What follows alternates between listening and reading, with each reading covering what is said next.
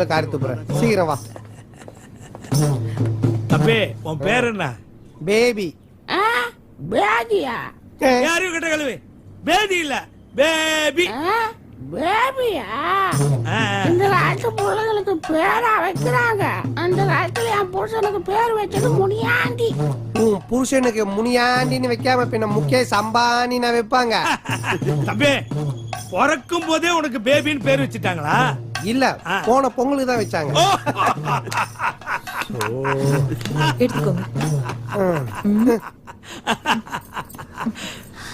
என்ன தங்கச்சி இது?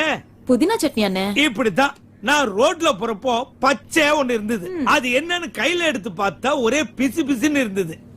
நாக்குல நக்கி பார்த்தா ஒரே புளிப்பு. என்னன்னு அது? எருமை மாட்டு சாணி.